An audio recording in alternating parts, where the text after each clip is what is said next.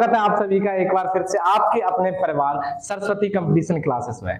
जैसा कि दोस्तों हमने पिछली क्लास में नंबर सिस्टम को जहां तक कवर किया था, उससे आगे का सेशन को आज हम लोग स्टार्ट करते हैं। तो चलिए बिना किसी देरी के स्टार्ट करते हैं। मैं अपने काम में लगता हूं और आप अपने काम में लग जाइए। मीन्स मेरा काम है पढ़ाना और आपका काम है इस वीडियो को ज्यादा से ज्यादा हर जगह, हर ग्रुप में, जितने भी आपके स्टडी रिलेटेड ग्रुप है सभी में शेयर कर दीजिए। चलिए स्टार्ट करते हैं आज के सेशन को। तो नंबर सिस्टम के बारे में हमने आपको सबसे पहले बताया था, ठीक है भाई। नंबर सिस्टम से रिलेटेड जितने भी बेसिक क्वेश्चंस बन सकते थे वो मैंने आपको बताया, और आगे जो आगे बनने वाले क्वेश्चंस हैं उनके बारे में भी आपको बताना स्टार्ट करता हूं। तो लास्ट मैंने आपको बताया था इंटीजर्स के बारे में। किसके बारे में बताया भाई? इंटीजर्स के बारे में बताया। कहने का मतलब है हमने पूर्णांक की बात की थी, ठीक है। अब पूर्णांक की बात की तो मैंने पूर्णांक के बारे में आपको बताया कि पूर्णांक जो हमारे होते हैं वो 3 टाइप्स के होते हैं। अब वो 3 टाइप्स कौन कौन से हैं? पहला है आपका पॉजिटिव इंटीजर। पहला आपका कौन सा है भाई? पॉजिटिव इंटीजर, यानी कि इसको हम लोग क्या बोलेंगे? इसको हम लोग बोलेंगे धनात्मक पूर्णांक। धनात्मक पूर्णांक, ठीक है मेरे भाई। दूसरा क्या है आपका? दूसरा है आपका निगेटिव इंटीजर। दूसरा आपका क्या है? Negative integer.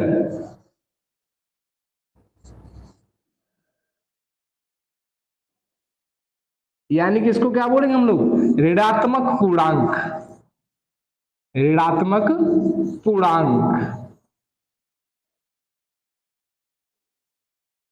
यानी कि 1 से स्टार्ट होगा हमारा और कहां तक जाएगा? ये हमारा जाएगा माइनस का इनफाइनाइट तक।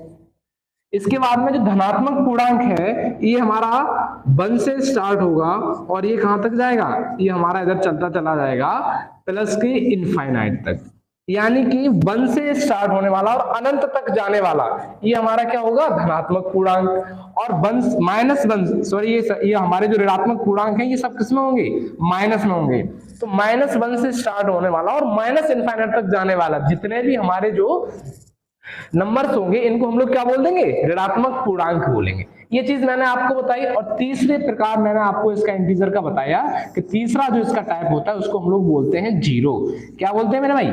शून्य इसको बोलते हैं। जो अब मैंने आपसे बोला था कि इसमें आपको एक सवाल आपके माइंड में क्रिएट हो सकता है, वो क्या है? मैंने आपको बताया कि जीरो की अगर आप बात करेंगे तो जीरो ना तो आपका पॉजिटिव इंटीजर के अंतर्गत आया और ना ही निगेटिव इंटीजर के अंतर्गत आया। बट अगर इसकी बात करें तो जीरो आपका इंटीजर में तो आया। तो आप ये कह सकते हैं कि जीरो आपका ना तो पॉजिटिव इंटीजर है और ना ही निगेटिव इंटीजर है, लेकिन आपका इंटीजर है, ठीक है भाई। तो अब आपको याद रखना है कि जीरो ना तो आपका पॉजिटिव इंटीजर ना नेगेटिव इंटीजर, बट आपका इंटीजर है। इतनी सी बात मैंने आपको बताई थी। तो स्टार्ट आज की क्लास को इसी से आगे हम लोग कंटिन्यू करते हैं। ये चीज मैंने अभी आपको बताई इंटीजर्स के बारे में। तो इंटीजर्स यानी कि 1 से स्टार्ट होगा हमारा ये और ये कहां तक जाएगा? इनफाइनाइट तक जाएगा, प्लस इनफाइनाइट। और जो ऋणात्मक पूर्णांक होगा मींस नेगेटिव इंटीजर होगा, ये -1 से स्टार्ट होगा और ये हमारा कहां तक चलता चला जाएगा? माइनस का इनफाइनाइट तक। अब एक चीज आपको समझनी है, ये जो सेट ऑफ पॉजिटिव इंटीजर है, set of positive integer means ये जो हमारे धनात्मक पूर्णांक का जो समूह है, इस धनात्मक पूर्णांक के समूह को ही हम लोग बोलते हैं नेचुरल नंबर। क्या बोलते हैं भाई? नेचुरल नंबर इसको बोलते हैं। किसको? धनात्मक पूर्णांक के समूह को, यानी सेट ऑफ। अगर आपसे बोल दिया जाए कि भाई नेचुरल इंटीजर है, सॉरी नेचुरल संख्याएं जो आपकी होती हैं, नेचुरल संख्याएं हमारी कौन सी होती हैं, तो आप बताएंगे सेट ऑफ पॉजिटिव इंटीजर जो है वो हमारे नेचुरल नंबर्स होते हैं। अब ये नेचुरल नंबर्स हमारे कौन कौन से होते हैं? कितने अंक होते हैं इसमें? तो 1 से स्टार्ट होगा, 1 2 3 और ये कहां तक जाएगा? 9 तक, ठीक है। नेचुरल नंबर को हम लोग क्या बोलते हैं? तो इसको हम लोग बोलते हैं प्राकृतिक संख्या। क्या बोलते हैं भाई? प्राकृतिक संख्या, ठीक है। यानी कि set of positive integer, set of positive integer क्या कहलाएगा आपका? नेचुरल नंबर कहलाएगा। नेचुरल नंबर के अंतर्गत हमारे अंक कहां से कहां तक होते हैं? तो 1 से स्टार्ट होते हैं और 9 तक जाते हैं। यानी कि 1 से 9 तक के अंक को मिलाकर दुनिया की जितनी भी संख्याएं बनाई जा सकती हैं वो सभी की सभी हमारी कैसी होंगी? नेचुरल नंबर होंगी। अब इस जो पॉजिटिव इंटीजर है, इस पॉजिटिव इंटीजर मैंने आपको बताया इसका जो सेट होता है उसको हम लोग नेचुरल नंबर कहते हैं। अगर इसी पॉजिटिव इंटीजर के जो समूह में हम लोग जीरो को और इंक्लूड कर दें, किसको इंक्लूड कर दें? जीरो को। अगर जीरो को हमने इसमें इंक्लूड कर दिया यानी कि अब हमारा ये हो गया 0 1 2 3 और ये कहां तक गया? 9 तक। यानी कि अब हमारे पास कुल मिला के जो डिजिट है, यानी जो डिजिट्स की हमारे पास संख्या है कुल कितनी है? ये हमारे पास कुल टोटल डिजिट हो गए 10। ठीक है, यानी कि 0 से 9 तक के अंक हैं, इनको हम लोग बोल देते हैं होल नंबर। क्या बोलते हैं भाई? होल नंबर, यानी कि पूर्ण संख्या। इनको हम लोग बोल देंगे पूर्ण संख्या। ठीक है, अब अगर नेचुरल नंबर्स में हम लोग जीरो को इंक्लूड कर देते हैं तो जीरो को इंक्लूड करने पर ये हमारे बन जाते हैं होल नंबर, जिनको हम लोग बोलते हैं पूर्ण संख्या। तो अब देखो इस पॉजिटिव इंटीजर का हमने क्या किया है? पॉजिटिव इंटीजर का हमने क्लासिफिकेशन किया है। तो पॉजिटिव इंटीजर को मैंने बताया कि इस पॉजिटिव इंटीजर को हम लोगों ने 2 पार्ट्स में डिवाइड कर दिया। कौन कौन सा? पहला मैंने आपको बताया पॉजिटिव इंटीजर जो है वो हमारे 2 प्रकार के होते हैं। कौन कौन से? चलो पीछे से देखते हैं इसको। ये देखो पॉजिटिव इंटीजर मैंने आपको बताया कि जो हमारे इनका सेट होता है 1 से स्टार्ट होगा और ये 9 तक, इनको हम लोग क्या बोल देंगे? इनको हम लोग बोल देंगे नेचुरल नंबर। ठीक है, नेचुरल नंबर। और इसी पॉजिटिव इंटीजर का जब हम लोग फिर से क्लासिफिकेशन करते हैं, मींस इसमें हम लोग जीरो को ऐड कर देते हैं, तो हमारा ये हो जाता है होल नंबर। क्या हो जाता है? Whole number. यानी कि इसको हम लोग बोलते हैं प्राकृतिक संख्या। क्या बोलते हैं इसको? प्राकृतिक संख्या। और इसको हम लोग बोल देते हैं पूर्ण संख्या। पूर्ण संख्या। तो प्राकृतिक संख्या आपकी 1 से स्टार्ट होंगी और कहां तक जाएंगी? 9 तक। लेकिन आपके जो होल नंबर होंगे, पूर्ण संख्या होगी, वो आपकी 0 से स्टार्ट होगी। 0 1 2 3 4 5 कहां तक जाएगी? 9 तक। एक बार एसएससी में इसका क्वेश्चन था कि प्राकृतिक संख्या को पूर्ण संख्या से विभेद करने वाला, मींस अलग करने वाला या तोड़ने वाला एकमात्र अंक कौन सा है? तो प्राकृतिक संख्या को पूर्ण संख्या से अलग करने वाला एकमात्र अंक कौन सा है भाई? तो देखो ये हमारी संख्या 1 से स्टार्ट हो रही है और ये हमारी संख्या 0 से स्टार्ट हो रही है। तो प्राकृतिक संख्या को पूर्ण संख्या से विभेद करने वाला एकमात्र अंक कौन सा बन जाएगा? 0 होगा हमारा। यानी कि 0 जो है एकमात्र ऐसा अंक है जो प्राकृतिक संख्याओं को पूर्ण संख्या से अलग करता है, मींस विभेद करता है। ठीक है भाई। अब पॉजिटिव इंटीजर का हम लोग अगर फिर से क्लासिफिकेशन करें तो पॉजिटिव इंटीजर को भी हम लोग 2 पार्ट्स में फिर बांट सकते हैं। पहला हमारा होगा प्राइम नंबर्स, दूसरा होगा हमारा कंपोजिट नंबर। ठीक है भाई। तो पॉजिटिव इंटीजर्स का जब हमने क्लासिफिकेशन किया तो उसमें मैंने आपको बताया कि पॉजिटिव इंटीजर्स को हम लोग 2 भागों में बांट सकते हैं। पहला हमारा क्या होगा? Prime numbers. प्राइम नंबर्स को हम लोग क्या बोलते हैं? इनको हम लोग बोलते हैं अभाज्य संख्या। क्या बोलते हैं? अभाज्य संख्या। अब आपके माइंड में ये सवाल आएगा कि अभाज्य संख्या किन्हें कहते हैं? तो अभाज्य संख्या देखो, number having only and only 2 factor. अभाज्य संख्या का मतलब क्या है? Number having only and only 2 factor. वह संख्या जिसके केवल और केवल 2 ही गुणनखंड होते हैं। यानी कि कहने का मतलब ये है ना तो इसके गुणनखंड 2 से कम होंगे और ना ही 2 से ज्यादा होंगे। केवल और केवल कितने ही गुणनखंड होंगे इसके? 2 ही होंगे।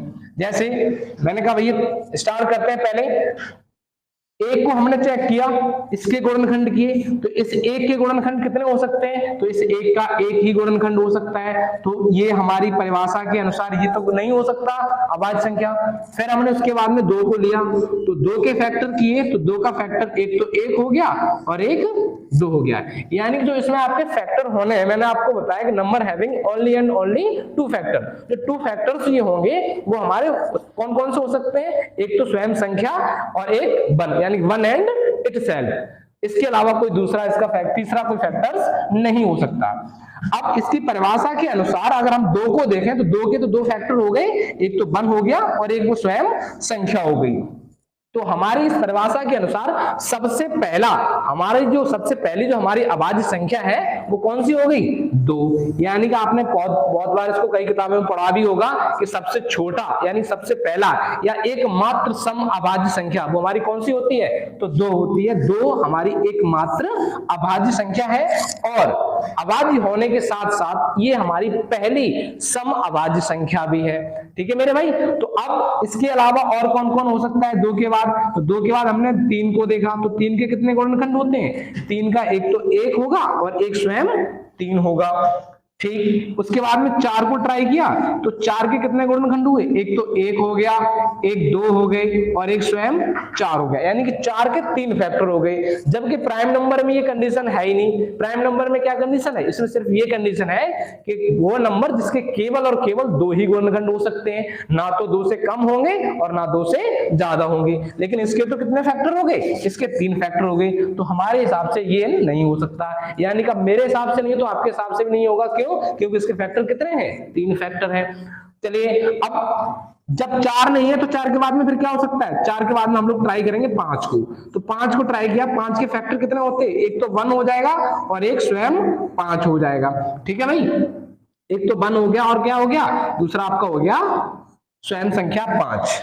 अब 5 के 2 फैक्टर हैं, इससे ज्यादा हो सकते हैं क्या? नहीं हो सकते। तो इस हिसाब से मेरा जो 5 संख्या जो है ये भी हमारी संख्या कैसी होगी? अभाज्य संख्या होगी। ठीक है भाई। तो अब हमारी अभाज्य संख्या कौन कौन सी हो सकती है? तो देखो, पहली हमारी अभाज्य संख्या 2, फिर उसके बाद में 3, 5, 7, फिर इसके बाद में 11, 13, 17, 19, इस प्रकार से आगे ये चलती चली जाएंगी। तो ये तो था आपका सिलसिला किसका? अभाज्य संख्या का। अब हम लोग बात करते हैं कंपोजिट नंबर। किसकी बात करते हैं? Composite number. कंपोजिट नंबर को हम लोग बोलते हैं भाज्य संख्या। क्या बोलते हैं? भाज्य संख्या। इसकी डेफिनेशन आप समझेंगे तो इसकी डेफिनेशन क्या होती है? Number having more than 2 factor. वह संख्या जिसके 2 से अधिक गुणनखंड होते हैं, मींस 2 नहीं 2 से अधिक, या आप इसको इस तरीके से भी बोल सकते हो, वह संख्या जिसके कम से कम 3 गुणनखंड होते हैं। कम से कम 3 गुणनखंड है, इससे ज्यादा है तो कोई दिक्कत नहीं, लेकिन 3 से कम नहीं होनी चाहिए। अगर किसी भी संख्या के 3 गुणनखंड है तो वो हमारी संख्या कैसी कहलाएगी? कंपोजिट नंबर मींस भाज्य संख्या कहलाएगी। अब बात आती है कि पहली भाज्य संख्या हमारी कौन सी है? तो पहली भाज्य संख्या देखो, मैंने अभी आपको बताया 1 के कितने गुणनखंड है? 1 ही, यानी कि ये तो नहीं हो सकती। 2 की बात की तो 2 के कितने गुणनखंड है? 2 का 1 और स्वयं 2, ये भी नहीं हो सकती। 3 की बात की तो 3 का भी नहीं हो सकता, क्योंकि 3 1 से कटती है और 3 से कटती है। फिर बात की मैंने 4 की, तो 4 के कितने गुणनखंड होते हैं? एक तो 1 हो जाएगा, 2 हो जाएगा और क्या होगा? 4। यानी कि एक पहली हमें ऐसी संख्या मिली जिसके 3 गुणनखंड हैं, 1, 2 और 4। वो हमारी संख्या कौन सी है? 4। यानी कि आप ये कह सकते हो कि पहली हमारी जो पहला हमारा जो कंपोजिट नंबर है, मींस पहली हमारी जो भाज्य संख्या है वो कौन सी है? 4 है। ठीक है, यानी कि 4 हमारी पहली भाज्य संख्या है। ठीक, अब 4 हमारी पहली भाज्य संख्या तो हो गई, तो 4 पहली भाज्य संख्या। इसके बाद में फिर कौन आता है? तो 4 के बाद में हम लोग ट्राई करते हैं 5 को। 5 को ट्राई किया तो 5 की गुणनखंड के, तो 5 के गुणनखंड कितने हो सकते हैं? एक तो 1 हो सकता है और स्वयं 5 हो सकता है। इसके अलावा कोई इसके गुणनखंड है नहीं। अब इसके अलावा अगर इसके कोई गुणनखंड नहीं है तो ये हमारी संख्या भी भाज्य संख्या नहीं हो सकती। तो भाज्य संख्या की हमने बात की, सबसे छोटी और पहली भाज्य संख्या हमारी कौन सी है भाई? 4। उसके बाद में फिर 6, फिर 8, इस प्रकार से हमारी आगे संख्याएं चलती चली जाती हैं। ये था हमारा भाज्य और अभाज्य का। अब अभाज्य संख्या से कैसे कैसे क्वेश्चन अभी तक एग्जाम में पूछे गए हैं, उन क्वेश्चन को हम लोग डिस्कस करेंगे। पहले क्वेश्चन, चलिए अगली स्लाइड पे चलते हैं और क्वेश्चंस को देखते हैं। देखो, पहले तो इसकी प्रॉपर्टी समझ लो। जो हमारी भाज्य संख्या है, कंपोजिट नंबर है, इनकी प्रॉपर्टी समझो।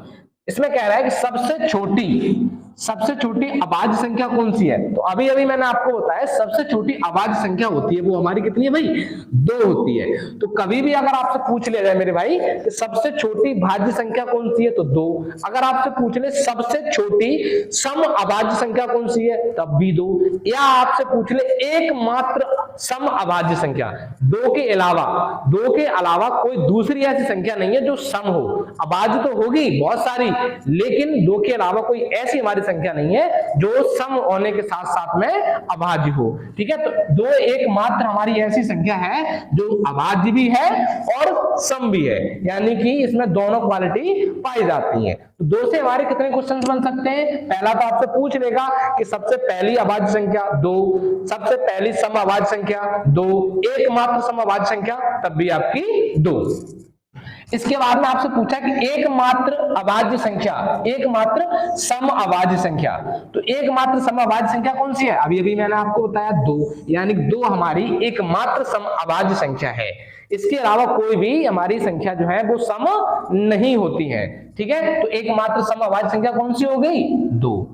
अब इसमें कह रहा है कि 1 से 50 तक कुल अभाज्य संख्या, तो 1 से 50 तक कुल अभाज्य संख्या, देखो अगली स्लाइड पे इसको देखते हैं। पूरा हमने इसको इस तरीके से सेटअप किया है कि ताकि टाइम हमारा कम से कम लग सके भाई, ठीक है। इन चीजों को हम लोग इसलिए लिखते हैं ताकि हमारा काम जो टाइम है वो कम से कम लगे।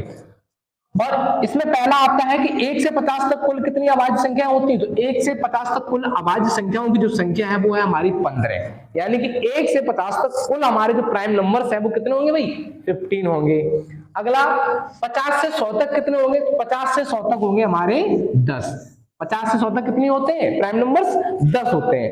अब आपके माइंड में एक क्वेश्चन आएगा, भैया आपने इनको अलग अलग करके बताया, तो सीधा ये बताइए ना कि 1 से 100 तक, 1 से 100 तक कुल अभाज्य संख्या हमारे पास कितनी है? तो भाई यहां से भी देख सकते हो, जब 1 से 50 तक 15 है और 50 से 100 तक 10 है, तो टोटल कितनी होगी? 25। या आप इसको इस तरीके से बोल दो, या सीधा आप ये बोल सकते हो कि 1 से 100 तक कुल अभाज्य संख्याओं की संख्या है हमारे पास में 25। ठीक है भाई, ये चीज क्लियर है? अगर ये चीज क्लियर है तो यार वीडियो को लाइक करते रहिए ना, लाइक करने में कंजूसी मत कीजिए और इस वीडियो को शेयर भी करते रहिए। चलिए आगे देखते हैं। आगे हमारे पास फिर पॉजिटिव इंटीजर्स का क्या है भाई? ये मैंने आपको पहले बता दिया, ये मैंने आपको पहले ही बताया था। जो पॉजिटिव इंटीजर है इसका हम लोगों ने क्या किया, इसका क्लासिफिकेशन किया। तो इसमें हमने आपको बताया था प्राकृतिक संख्याओं के बारे में और होल नंबर्स के बारे में। प्राकृतिक संख्या आपकी 1 से स्टार्ट होती हैं और 9 तक जाती हैं, और हमारे होल नंबर्स जो होते हैं वो हमारे 0 से स्टार्ट होते हैं और कहां तक जाते हैं? ये हमारे ये भी 9 तक जाते हैं। यहाँ हमारे पास टोटल जो डिजिट होते हैं वो डिजिट्स हमारे पास होते हैं कितने? गलत। यहाँ हमारे पास जो टोटल डिजिट है वो है हमारे पास 10 डिजिट, ठीक है। और यहाँ हमारे पास जो टोटल डिजिट होते हैं, यहाँ पर हमारे पास कितने डिजिट होते हैं? तो हमारे पास यहाँ पे डिजिट्स होते हैं 9, ठीक है भाई। इनके बारे में हम लोग पहले भी चर्चा कर चुके हैं। चलिए आगे चलते हैं। अब देखो, अगर आपसे कल को पूछ ले कि जो भी आपकी संख्याएं हैं, यानी कि कोई भी आपकी नेचुरल नंबर्स हैं, इन नेचुरल नंबर्स को हम लोग कैसे निकालेंगे, कैसे फाइंड करेंगे? जैसे आपसे बोल दिया कि sum of first N natural number, sum of first N natural number, प्रथम एन धनात्मक पूर्णांकों का सम क्या होगा? Sum of n first natural number, यानी कि प्रथम एन प्राकृतिक संख्याओं का योग क्या होगा? तो जब भी किसी भी प्राकृतिक संख्याओं का योग निकालना हो, क्या निकालना हो भाई? योग। इसके लिए हम लोग क्या करते हैं, इसको हम लोग इस प्रकार से लिखते हैं n/2 n प्लस का 1, ठीक है भाई। n/2 n प्लस का 1। कोई भी हमें जितने भी प्राकृतिक संख्या पूछी है, जैसे आपसे अगर पूछ लिया कि 1 से 15 तक की प्राकृतिक संख्याओं का योग क्या होगा, तो 1 से 15 तक की प्राकृतिक संख्याओं के योग के लिए आप क्या करेंगे? देखो 1 से 15 यानी कि टोटल हमारे पास 1 से 15 टोटल संख्याएं कितनी है? 15, यानी कि n का मान कितना है? 15। तो हम लोग इसको कैसे लिखेंगे? 15/2 और यहाँ पे 15 प्लस का 1, तो ये कितना हो जाएगा? 15 गुणा 16/2, तो 16, 2 से 16 कट जाएगा हमारा 8 बार, और 15×8 120। इस प्रकार से निकालेंगे, ठीक है भाई। अगला आपसे कह रहा है कि sum of square of first N natural number, ये कह रहा है आपसे प्रथम एन प्राकृतिक संख्याओं के वर्गों का योग क्या होगा? प्रथम n प्राकृतिक संख्याओं के वर्गों का योग अगर आपको निकालना है, तो वर्गों के योग के लिए आप सीधा ये करेंगे n/6 n प्लस का 1, n/6 n प्लस का 1, दूसरे ब्रैकेट में 2n प्लस का 1। इस प्रकार से प्रथम n प्राकृतिक संख्याओं के वर्गों के योग को आप निकाल सकते हैं। जितनी भी प्राकृतिक संख्याएं आपको दे रखी हैं, उन प्राकृतिक संख्याओं के वर्गों का अगर योग आपसे पूछा है तो इस फॉर्मूले की सहायता से आप निकाल सकते हैं। अगला आपसे पूछेगा कि बताइए कि सम ऑफ क्यूब ऑफ, क्या निकालना है इसमें आपको? Cube. Sum of cube of first N natural number, प्रथम एन प्राकृतिक संख्याओं के घनों का योग क्या होगा। जब भी हमें प्रथम एन प्राकृतिक संख्याओं के घनों का योग निकालना हो तो उसके लिए हम लोग क्या करते हैं, जो हमारा प्रथम एन नेचुरल नंबर्स का सम निकालना होता है, ये वाला, ये जो हमने अभी फॉर्मूला आपको बताया n/2 n+1, इस पूरे का होल वर्ग कर देते हैं, यानी कि हमारा n/2 ब्रैकेट में n+1, इस पूरे का हम लोग क्या कर देंगे, इस पूरे का हम लोग कर देंगे होल स्क्वायर। यहां से हमें सभी n प्राकृतिक संख्याओं के घनों का योग निकाल सकते हैं। ठीक है भाई, अगर ये चीज क्लियर है तो चलिए चलते हैं अगली स्लाइड पे और देखते हैं आगे। अब ये क्वेश्चन आपकी स्क्रीन पर, ये क्वेश्चन क्या कह रहा है भाई, क्वेश्चन कह रहा है कि find the unit digit of sum, चलो हिंदी में पढ़ लेते हैं। प्रथम 19 पूर्ण संख्याओं के योग का इकाई का अंक क्या होगा। क्या पूछ रहा है आपसे, कह रहा है कि प्रथम 19 पूर्ण संख्याओं के योग का इकाई का अंक क्या होगा। तो देखो मैंने आपको बताया है नेचुरल नंबर्स के बारे में, किसके बारे में बताया भाई, नेचुरल नंबर्स के बारे में बताया है। अब नेचुरल नंबर्स के बारे में बताया मैंने आपको, अगर आपसे पूछ लेता कि प्रथम 19 नेचुरल नंबर्स का सम क्या होगा तो आप तो इसको निकाल देते, लेकिन इसमें आपसे क्या पूछ लिया गया है, पूर्ण संख्याओं के बारे में। अब पूर्ण संख्याओं के बारे में पूछा गया है, बताया किसके बारे में हमने बताया आपको नेचुरल नंबर्स के बारे में। तो देखो इसमें कोई बड़ी बात नहीं भाई, क्या देखो नेचुरल नंबर्स हमारे 1 से स्टार्ट होते हैं, यानी कि 1, 2 और कहां तक 19 तक बताया था, लेकिन इसमें हमसे पूछा है 19, ये हमारे नेचुरल नंबर्स का अगर पूछता तो हम लोग इसको इस प्रकार से लिखते, लेकिन भाई इसने पूछा है होल नंबर्स के बारे में, तो हम लोग क्या करेंगे, होल नंबर से हमारा क्या इंक्लूड हो जाता है, 0 इंक्लूड हो जाता है। तो अब हमारी ये संख्याएं कितनी हो गई ये हमारी संख्या हो गई 20, जबकि हमें संख्या कितनी निकालनी है 19, तो 19 की जगह पे क्या हो जाएगा भाई 18, क्या हो जाएगा 18 हो जाएगा, यानी 19 की जगह पे हमें करना पड़ेगा 18, यानी 0 से 18 तक के अंकों को आप अगर काउंट करेंगे, गिनेंगे तो हमारी कितनी पूर्ण संख्याएं हो जाएंगी 19 हो जाएंगी। अब आपको इनका सम निकालना है, तो देखो सम अगर इनका निकाल रहे हैं तो किसी भी संख्या का जब उसमें कोई भी और संख्या ऐड करते हैं उसका सम निकालना होता है, जब उसका सम निकालना होगा हमें तो भाई उसमें क्या होगा, उसमें आप अगर 0 को इंक्लूड कर देंगे तो उसमें कोई फर्क पड़ने वाला नहीं है। क्यों नहीं पड़ने वाला फर्क, क्योंकि 0 को ऐड करेंगे तो उसको ऐड करने से कोई भी हमें इसमें फर्क नहीं पड़ेगा। इसलिए हम जब 0 को छोड़ यानी 0 को इंक्लूड तो कर रहे हैं, लेकिन हमारे पास वास्तविक में संख्याएं कितनी जुड़ रही है 18 संख्याएं ही जुड़ रही है। क्यों, क्योंकि 0 को ऐड करने से कोई फर्क पड़ेगा नहीं, यानी कि अब हमारे पास टोटल 18 संख्या जुड़ रही हैं। जब 18 संख्या जुड़ रही है तो हम ये कह सकते हैं कि हमारे पास n का मान कितना है, n का मान हमारे पास है 18। तो अब हमें ये इस क्वेश्चन को इस तरीके से आप बना सकते हैं कि प्रथम 18 प्राकृतिक संख्याओं का इकाई का अंक क्या होगा, इनके योग का इकाई का अंक क्या होगा। तो इसके लिए सबसे पहले आप क्या करेंगे, इनका योग निकाल लो। तो n का मान जब 18 है तो इसको आप लिखेंगे 18/2 और 18 प्लस का 1। ये इसको मैंने कैसे लिखा, अभी मैंने आपको बताया था n/2 n+1, इसकी सहायता से हमने इसको लिख दिया। तो इस 2 को हमने 18 से काटा, कितनी बार कट गया 9 बार, और ये 18 और 1 9 कितना हो गया 19, यानी कि 9 × 19। हमें क्या पूछा है भाई, हमसे पूछा है इकाई का अंक, मींस हमसे यूनिट डिजिट पूछा है। जब हमसे यूनिट डिजिट पूछा है तो हमें अगर इससे बड़ी भी संख्या कोई दे रखी होती तो हमें इसका मल्टीप्लाई करने की कोई आवश्यकता नहीं है, सिर्फ हमें इसके इकाई का अंक चाहिए, यानी कि 9 का 9 में मल्टीप्लाई किया तो 9 9 जा कितना होता है 81, और 81 में इकाई का अंक क्या होगा हमारे पास 1, यानी कि इसके इकाई का अंक क्या हो सकता है, इसके इकाई का अंक 1 होगा। ना तो आप यहां से चेक कर लेंगे, नहीं तो आपको पूरा मल्टीप्लाई करने की जरूरत नहीं है, ये छोटा सा है आप कर सकते हैं, लेकिन जब बड़ी कोई संख्या होगी तो आपको नहीं करना है, सिर्फ आपको इकाई का अंक ही देखना है। चलिए आगे बढ़ते हैं फिर आगे। अगला क्वेश्चन है, आपसे कह रहा है कि निम्नलिखित में से कौन सा सत्य है, निम्नलिखित में से कौन सा सत्य नहीं है, ये पूछ रहा है आपसे। ठीक है भाई,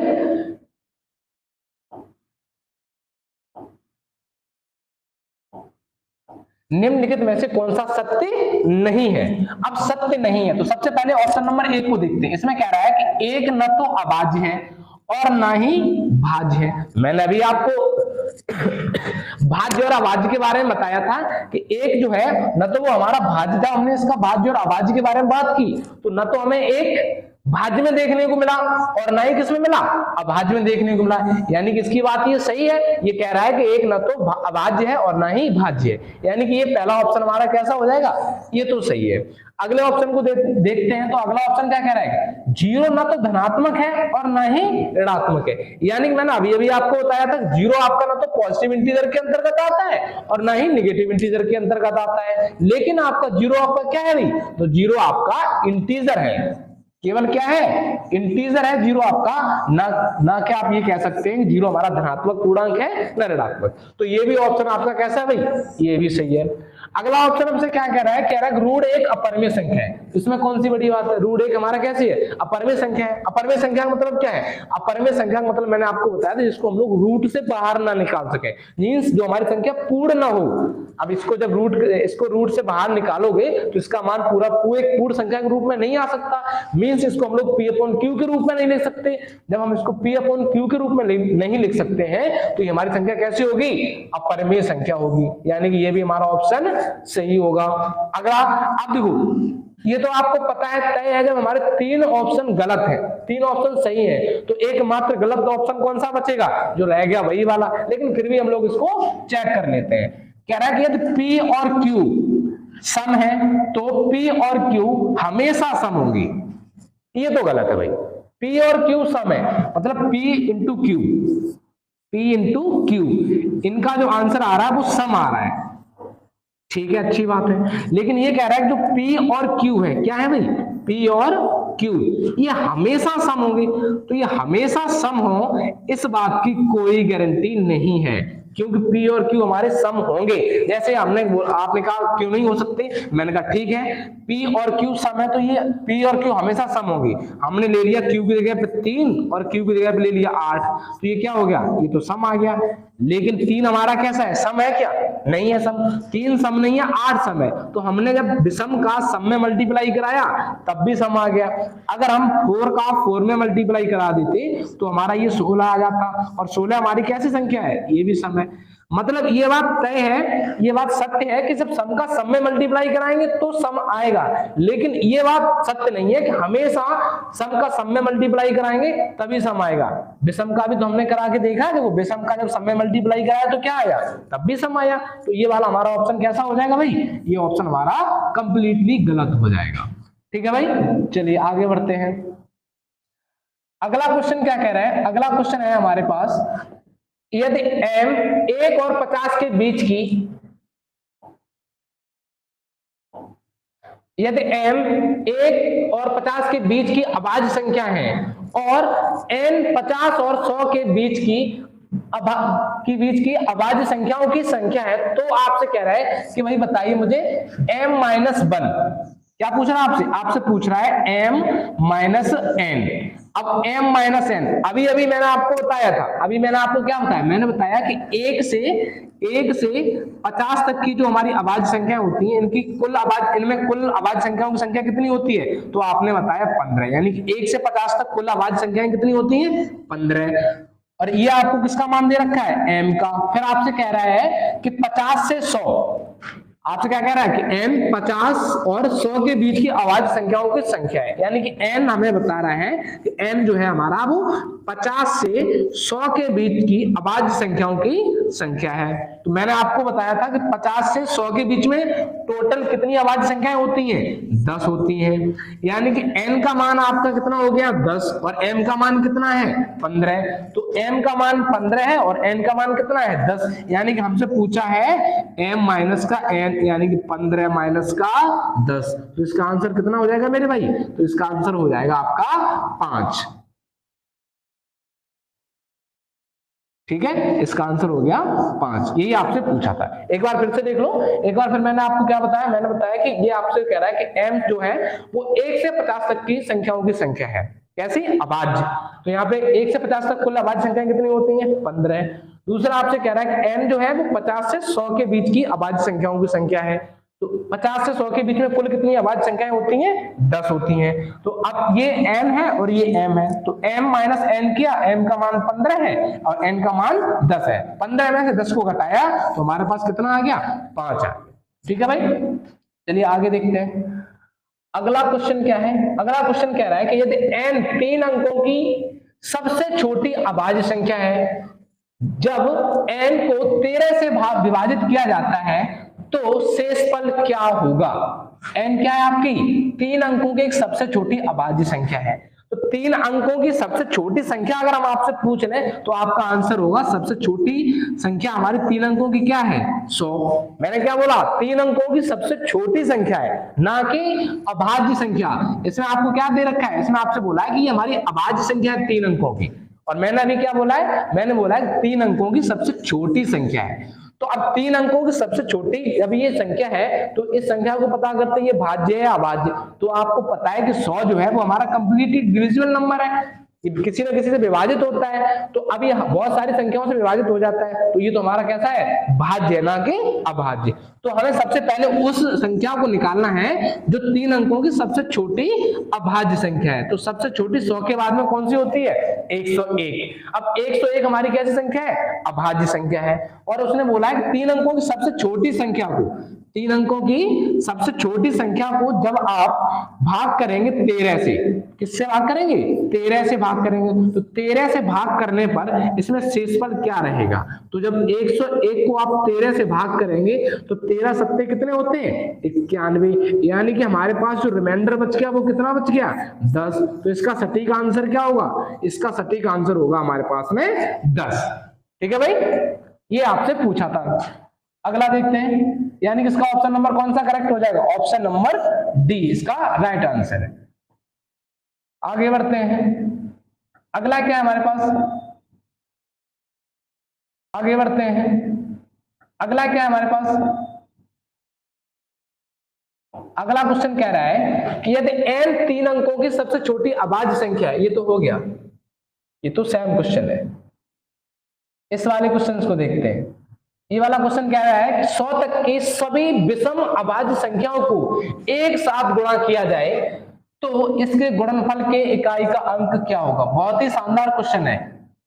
ये सीडीएस में पूछा हुआ क्वेश्चन है। कह रहा है कि 1 से 100 तक, 1 से 100 तक की सभी अभाज्य संख्याओं को, 1 से 100 तक जितने भी हमारे पास प्राइम नंबर है, ठीक है, और वो प्राइम नंबर हमारे कैसे होने चाहिए? Odd prime number. और मैंने अभी भी आपको बताया था कि आपके पास में एकमात्र सम अभाज्य संख्या कौन सी है? 2। अब यानी कि इसके अलावा, 2 के अलावा कोई दूसरी संख्या हमारे पास है ही नहीं। कैसी? अभाज्य। अब अभाज्य कोई भी हमारे पास 2 के अलावा सम अभाज्य संख्या है ही नहीं, 2 एकमात्र हमारी सम अभाज्य संख्या है। तो हमें निकालना है 1 से 100 तक के सभी ऑड प्राइम नंबर्स का सम निकालना है। तो देखो, जब भी हमें किसी भी संख्या का सम निकालना होता है तो उसमें क्या देखना पड़ता है? और इसमें हमसे पूछा भी है कि भाई इसके इकाई का अंक बताओ। मतलब बहुत सिंपल क्वेश्चन कर दिया इसको। क्या पूछा है? इकाई का अंक पूछा है। देखो, अगर हमें किसी भी संख्या में जीरो ढूंढना हो तो जीरो के लिए क्या कंडीशन बनती है? उस संख्या में कम से कम 2 और 5 के जितने पेयर होंगे, 2 और 5 के जितने भी पेयर होंगे उस संख्या के लास्ट में उतने ही शून्य होंगे। जब हम आप लोगों को आगे शून्यों की संख्या निकालना बताएंगे तब उसमें आप ये चीज बताएंगे, डिस्कस करेंगे कि शून्यों की संख्या को हम लोग कैसे निकालते हैं। यानी 2 और 5 के जितने भी पेयर बनेंगे उतने ही हमारे पास शून्य होंगे, क्योंकि 2 और 5 से ही हमारा शून्य बनता है। 2 और 5 से ही शून्य बनता है। जब तक 2 और 5 नहीं मिलेंगे तब तक शून्य का निर्माण नहीं होगा। ठीक है भाई। अब इसने बोला है कि ऑड प्राइम नंबर्स को देखना है आपको। ऑड प्राइम नंबर्स को देखना है तो आपको किसको छोड़ देना है? आपको छोड़ देना 2 को। यानी कि आपको कहां से स्टार्ट करना है? 3, 5, 7, इसके बाद में 11, 13, इस प्रकार से जाना है। कहां से कहां तक आपको जाना है? 50 तक जाना है। नहीं, 100 तक आपसे पूछा है। ठीक है, कहां से पूछा? आपको 100 तक पूछा है। जबकि आपको पता है 100 आपका कैसा है? 100 तो आपका भाज्य है, तो ये आपका नहीं हो सकता, यानी कि ये भी आपका छूट जाएगा। अब हमें ये देखना है, हमें इसमें कुछ, इस क्वेश्चन में ज्यादा समय नहीं लगाना है, सिर्फ हमसे जो पूछा है उससे रिलेटेड जानकारी लेते हैं। कह रहा है इकाई का अंक देखना है। देखो, आपको जब 5 से आप किसी भी संख्या को गुणा करेंगे, मान लो वो संख्या हमारी कोई भी है, चाहे हमारी वो संख्या ऑड है या वो हमारी संख्या इवन है। हमें ये भी देखना है कि हमारी संख्या ऑड है या इवन है। तो 5 से जब किसी संख्या को मल्टीप्लाई कराते हैं तो या तो उसके लास्ट में 0 आएगा या उसके लास्ट में 5 ही आएगा। आप किसी भी संख्या से मल्टीप्लाई करा के देख लो, जैसे 5 का 2 में कराया तो 0, कैसी है सम। 5 को 3 से मल्टीप्लाई कराया तो 5, 5 दिया 15, 5 को 4 से मल्टीप्लाई कराया तो सम संख्या क्या आया 0, 5 को 5 से कराया तो विषम संख्या से कराया तो कितना आया 5। मतलब जब भी आप 5 को ऑड नंबर से मल्टीप्लाई करेंगे तो उसके लास्ट में 5 आएगा, और जब भी आप 5 को इवन नंबर से मल्टीप्लाई कराएंगे तो उसके लास्ट में 0 आएगा। अब हमने आपसे बता दिया कि हमारे इस लास्ट में क्या था, दो हमारे इस हमारे प्राइम नंबर्स में एकमात्र ही हमारे सम अभाज्य संख्या थी 2। जब हमने इसको तो निकाल ही दिया, इसमें क्वेश्चन में ये पूछा ही नहीं गया, तो अब बचा कौन 5। अब 5 को जितने भी प्राइम नंबर्स बचे हैं, यहाँ 3 से 100 तक के बीच में जितने भी हमारे प्राइम नंबर्स बचे हैं, उनमें अगर हम 5 को किसी से भी मल्टीप्लाई कराएंगे, यानी कि सब की सब हमारी संख्या कैसी बचेंगे ऑड संख्या बची है। तो जब 5 को किसी से भी मल्टीप्लाई कराएंगे तो इसके लास्ट में जो इकाई का अंक होगा वो 5 ही होगा। क्यों? क्योंकि मैंने आपको बताया जब 5 को ऑड से मल्टीप्लाई कराते हैं तो इसके लास्ट में 5 आएगा। ठीक है भाई, तो अब इसके लास्ट में 5 आएगा तो इसका इकाई का अंक भी कितना होगा, इसका इकाई का अंक 5। क्योंकि हम लोग किसी भी संख्या को जब गिनते हैं तो पीछे से गिनना स्टार्ट करते हैं। जैसे आपने बचपन में गिना, आज भी आप लोग जब गिनते हैं तो ऐसे ही गिनते हैं, इकाई, दहाई, सैकड़ा, हजार, इस प्रकार से गिनते हैं ना। तो इसका इकाई का अंक क्या होगा, इसका इकाई का अंक होगा 5। इसका राइट आंसर होगा आपका ऑप्शन नंबर सी। आगे बढ़ते हैं, अगला क्वेश्चन क्या कह रहा है कि x का मान जिसके लिए x प्लस 2 और x प्लस 4 सभी अभाज्य संख्या है। बहुत अच्छा क्वेश्चन है। x का मान जिसके लिए x प्लस 2 और x प्लस 4, देखो x प्लस 2 x प्लस 2 और x प्लस 4, ठीक है। आपको इस प्रकार से रखना है, इनको कह रहा है कि पहली बात तो ये देख लो x प्लस 2 x प्लस 4, इनके बीच का जो डिफरेंस है वो कितने का आ रहा है, 2 का आ रहा है। देखो यहां भी 2 का है, सब में कितने कितने का अंतर आ रहा है, तो सभी में 2 का अंतर आ रहा है। और आपको हम जानकारी के लिए बता दें कि हमारे जितने भी प्राइम नंबर्स हैं उनमें लगातार कोई भी 3 ऐसी संख्या नहीं है जिनमें 2 का अंतर हो, सिवाय 3, 5 और 7 को छोड़कर। इनके अलावा जो भी हमारी सभी संख्या होंगी उनमें अलग अलग अंतर होगा। यानी 3, 5 और 7 का ही एकमात्र ऐसा जोड़ा है जिसमें 2 का अंतर होता है। कितने का अंतर होता है, 2 का। यानी 3, 5 और 7 के अलावा कोई भी हमारे ऐसे प्राइम नंबर्स नहीं है जिनमें 2 का अंतर हो। तो अब हम यहाँ से क्या ये चीज कह सकते हैं कि अगर हमने यहाँ पे 1 को रखा तो ये 1 हो गया, और ये हमारा कितना हो गया 3, यहाँ तो 2 का अंतर आ गया, लेकिन यहाँ कितना हो गया 5, तो 1, और ये यहाँ पे कितना हो गया 1 प्लस 2, और ये कितना हो गया 1 प्लस का 4। लेकिन आपको ये भी पता है कि हमारी कैसी संख्या है, अभाज्य संख्या है। कैसी है, अभाज्य संख्या है। तो अभाज्य संख्याओं में 1 तो आता नहीं है, जब अभाज्य संख्याओं में 1 आएगा नहीं तो हम 1 को रख भी नहीं सकते, 2 को ट्राई कर सकते हैं। तो 2 को ट्राई करेंगे, 2 को ट्राई करने पर ये हमारी संख्या क्या क्या बन सकती है, जो 2 के डिफरेंस में हो, क्या हो 2 के डिफरेंस में हो। तो देखो आपने अगर यहाँ पे इसको 2 रखा तो ये हमारा कितना हो गया 4 हो गया, ठीक है। और ये कितना हो गया, हमारी संख्या कैसी बन के आ गई, ये हमारी संख्या भाज्य आ गई, मतलब यहां से भी नहीं बना। तो फिर हमें क्या रखना पड़ेगा, अब हमने आपको पहले ही बता दिया था कि हमारी ऐसे 3 मात्र ऐसी संख्याएं हैं जो प्रॉपर, इनको अगर एक पेयर में रखा जाए तो मात्र इन्हीं के बीच में 2 का डिफरेंस रहता है और किसी के बीच में नहीं रहता है। इनके बीच में डिफरेंस तो 2 का आपको दिख रहा है, लेकिन हमारी संख्या ये अभाज्य नहीं है। ये हमारी संख्या कैसी है, ये हमारी संख्या भाज्य है, ठीक है। तो हमें क्या करना पड़ेगा, हमें x की जगह पे रखना पड़ेगा 3 को। कितना रखेंगे 3, तो x की जगह पे हमने 3 रखा, तो यहाँ पे 3 रखा, 3 प्लस का 2, ये कितना हो गया, इसकी जगह पे हम लोग रख सकते हैं 5। इसकी जगह पे 3 रखा तो 3 प्लस का 4, यानी कि इसकी जगह पे हम लोग रख सकते हैं 7। तो हमारी संख्या क्या क्या हो सकती है, 3, 5 और 7, तीनों के तीनों हमारी अभाज्य संख्या है। डिफरेंस कितने का है, यहाँ भी 2 का है और यहाँ भी 2 का है, यानी कि वो हमारी संख्या क्या हो सकती है 3। Option number D is right answer होगा इस क्वेश्चन का, ठीक है भाई। अब सीधे आप इसको क्या करते, इतना अगर इसमें ना दिमाग लगा के सीधा आप ये कह देते कि भाई हमारी जो संख्याएं हैं x है और x प्लस 2 है और x प्लस 3 है, x प्लस 4 है। तो आपको पता, आपको सिर्फ इसमें प्राइम नंबर्स रखना है। तो अब जो आपको प्राइम नंबर्स के अलावा कुछ रखना ही नहीं है, तो एक रख नहीं सकते, 2 को रखेंगे तो इनके बीच में 2 का डिफरेंस नहीं आ रहा क्योंकि वो हमारी भाज्य संख्या बन जाएंगी। तो फिर सीधे क्या रखेंगे, सीधे आप 3 को रख दो x की जगह, यानी कि x बराबर आपको कितना रख देना है 3। जब आपने x बराबर इसमें 3 रखा तो ये हमारा हो गया 3, और यहाँ पे 3 रखा, 3 और 2 5 हो गया, फिर यहाँ पे 3 रखा तो 3 और 4 7 हो गया। तो यार हमारी यहाँ से जो हमारी संख्या बन के आएंगी 3 5 7, यानी कि x का मान कितना रखना पड़ेगा हमें 3, इसीलिए इसका ऑप्शन नंबर डी करेक्ट हो जाएगा। चलिए आगे बढ़ते हैं। आज की क्लास को हम लोग यहीं पे समाप्त करते हैं। और भाई देखो, वीडियो अगर आपको पसंद आ रहा है सबसे पहले इसको लाइक कीजिए, ठीक है। लाइक में कोई भी कंजूसी नहीं होनी चाहिए, क्योंकि मैं आपके लिए इतनी मेहनत करता हूं, तो आपका भी ये कर्तव्य बनता है कि इस वीडियो को लाइक करें। और ज्यादा से ज्यादा हर जगह जहां भी आप शेयर कर सकते हैं, जितने भी जरूरतमंद लोग हैं उन सभी जरूरतमंद लोगों तक इस वीडियो को शेयर कीजिए। जितने भी आपके पास में स्टडी रिलेटेड ग्रुप है, सभी ग्रुप में इसको फैला दो, एक तरीके से आग लगा दो भाई। और अभी तक आपने हमारे इस प्यारे से यूट्यूब चैनल को सब्सक्राइब नहीं किया है, तो सबसे पहले आपका यही काम है, इस चैनल को सब्सक्राइब कर लो और बेल आइकन को प्रेस कर लो। जब भी वीडियो हमारी पड़ेगी सबसे पहले आपके पास में पहुंच जाएगी। Thank you, love you all. इसी तरह आप अपना प्यार बनाए रखिए। Thank you.